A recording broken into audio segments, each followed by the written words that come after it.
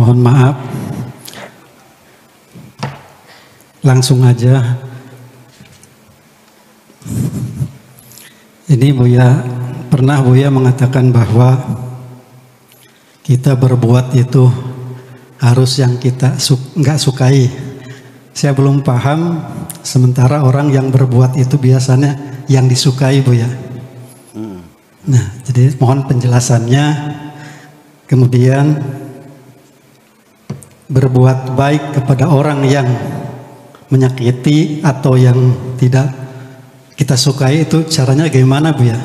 Itu aja. Wassalamualaikum warahmatullahi wabarakatuh. Waalaikumsalam warahmatullahi wabarakatuh. Itu masuknya dalam kajian psikologis ya.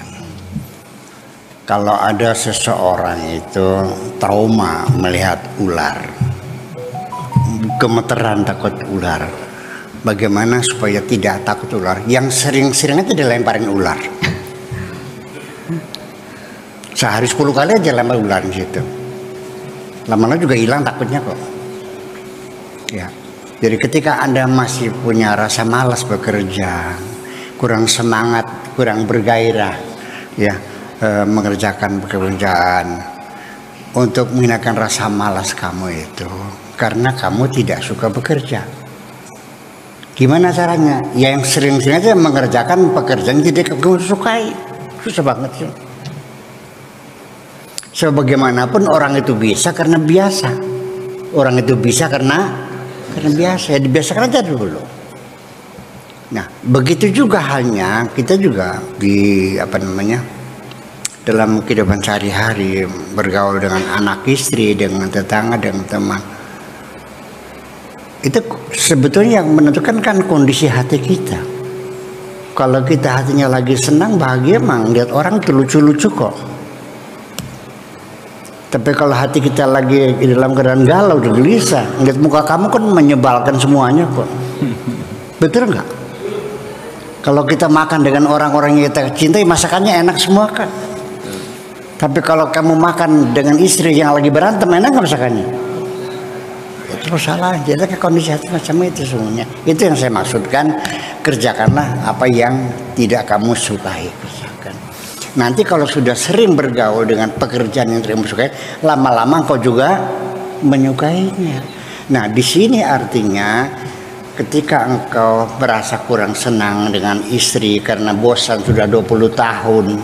Ya ngaltina tongol maning congor mekun maning tongol maning congor kun maning bosan bisa kok. Ya karena lama-lama kan bosan juga 20 tahun. Ya wajahnya tidak pernah berganti seperti itu, malah tambah jelek lagi. Ya anak-anak juga sudah makin besar, sudah menjajah makin banyak, kemudian makin banyak, makin kamu juga semakin gelisah. Nah, ketika Anda sudah mulai bosanan, itu saya menganjurkan cobalah belajar untuk mencintai anak istrimu. Belajar mencintai anak dan istrimu. Bagaimana engkau rajin bekerja kalau yang kamu kerjakan tidak kamu sukai?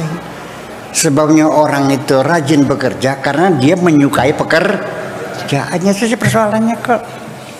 Iya, itu dipola seperti kemarin. Bagaimana caranya kita mengontrol diri kita supaya jangan muncul kesombongan. Ya belajarnya gampang. Cobalah rendah diri, rendah hati dulu.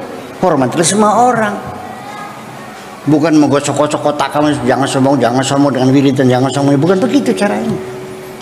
Ya, coba kan Anda pola hidup sederhana apa adanya, nggak usah pamer harta, hormati semua orang, rendahkan hatimu. Ya kan? Lama-lama juga hati kita tidak sombong kok. Itu persoalannya. Nah, artinya begini. Kita ulang cerita lagi. Kisah para wali. Ada seorang murid berguru 20 tahun. Kepada seorang mursyid. Ternyata si murid ini adalah Malik bin Dinar. Ya. Dia berkata kepada gurunya, "Tuan guru, saya ini 20 tahun mesantren di sini. Langka deradat, langka derdet. Jadi nggak ada perubahan, masih gini aja.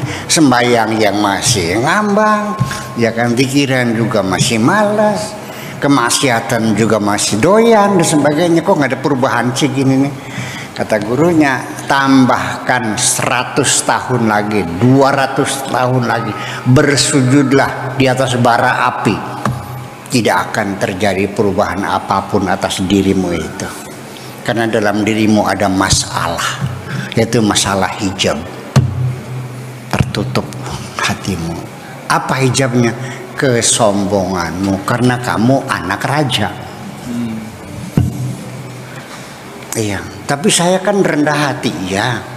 Saya kan baik-baik aja, iya. Semuanya itu tawadukmu adalah pura-pura semuanya.